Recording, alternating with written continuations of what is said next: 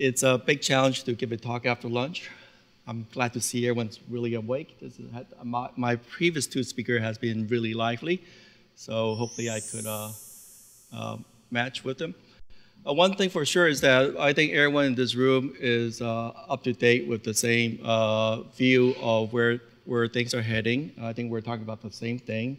Very often it's an overlap of concepts that, in fact, a lot of my talks is already presented by my two previous speakers, so I'll be very quick.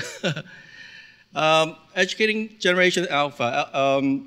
Generation Alpha is a generation that's being born right now.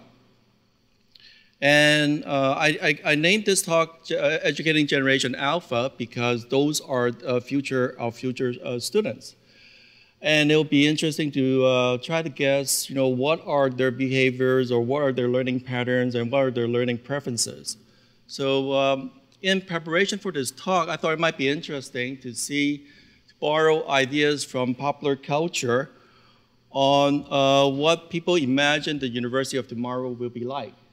So I looked up 50 years ago, popular culture on what will the future be like. So the Jetsons, I'm sure most of you are too young to have seen this, but it was on TV when I was growing up. So 50 years ago, they imagined that in the future, it will still be a lecture-like class. There will be a blackboard. There's some sort of electronic devices on students' desks. The only main difference is that our teacher is replaced by a robot. Somehow, a robot replacing a human is an advancement. I don't know if that is true or not. It might be, because I've heard this morning, I think Dr. Carlson mentioned that in Korea, you have robots teaching students already. So this is probably very accurate. Another comic strip is called Closer Than We Think. It's very similar. They imagine the future is still going to be a lecture-like environment. There's technology on students' desks. Somehow the teacher is virtual elsewhere. So it's more like a remote distance learning kind of environment. In the New York World's Fair in 1964, they paint a pretty accurate picture of the future where students have access to computers and various learning tools and devices to help them with their learning, sort of like the MOOC that we have now. Back then, that was 50 years ago. So if you take a photo of a typical class in a university 50 years ago, this is what it might look like. If we took a photo of a typical class in a university now, what would be different?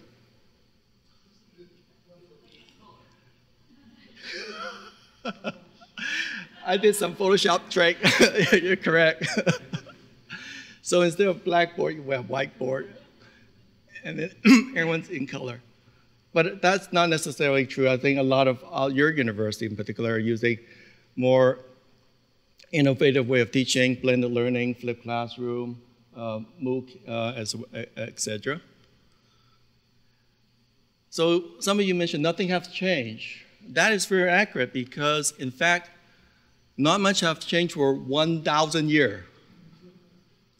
This is an oil painting of a typical lecture 1,000 years ago.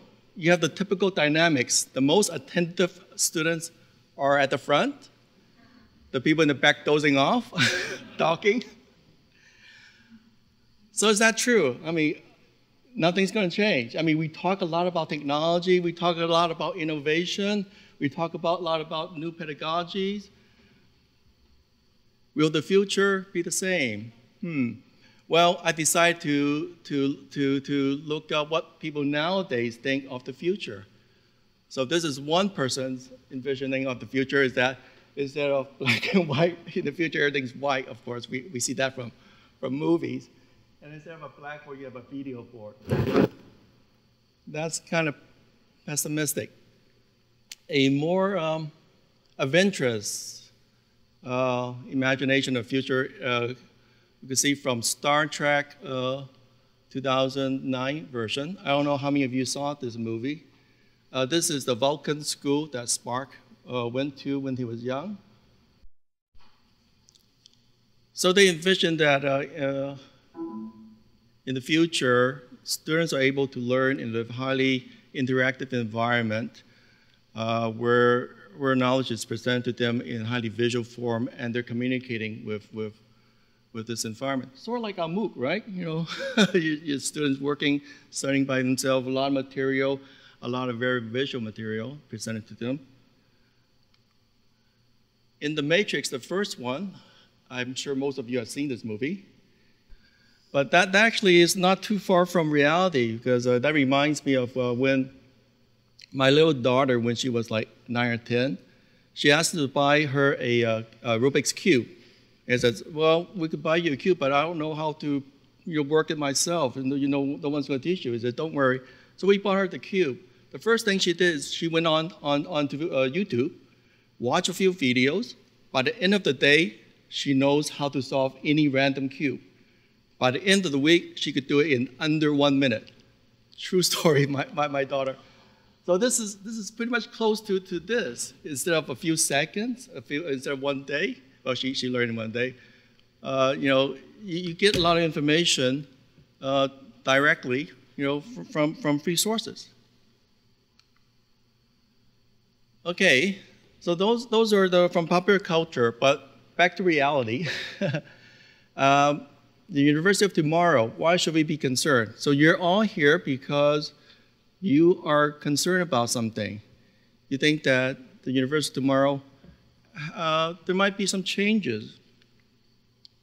So what are the threats or opportunities that interest us so much? I think the main threat is that there is a big explosion of different technologies in the past decade. Some people call this Education 3.0. So it started with roughly 10 or 15 years ago. With the internet boom, there's Google and so forth, and then gradually it exploded to a tremendous amount of readily available technologies and platforms and knowledge sources, and most of them are free. First of all, content is freely available. In the past, in order to get knowledge, you have to go to a university, because that's where all the books are, that's where all the professors are. Now, you just Google for anything, you have 1,000 related pages, you go on YouTube, there is a lecture, literally a lecture on any subject that you wish to learn on YouTube. And there's thousands of videos. And the list goes on.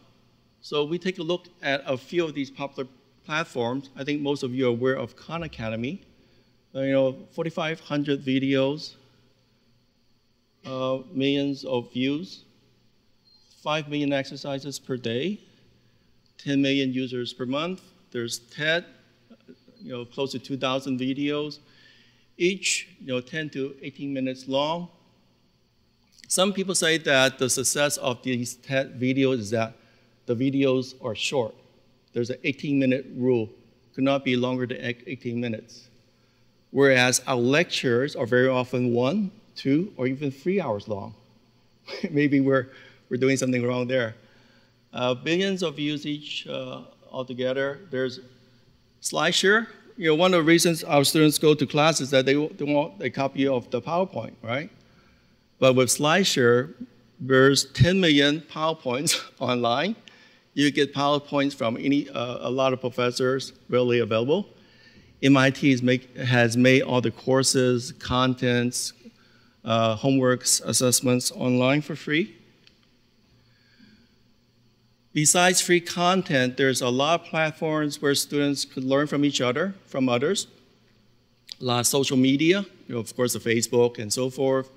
But there's also private networks like Ning, Group PS, and then a lot of commercial platforms, Office 365, Google Plus, Google Apps, etc., that allows people to easily communicate and share information, ask questions, learn from each other. Of course, there's a MOOC that everyone's been talking about.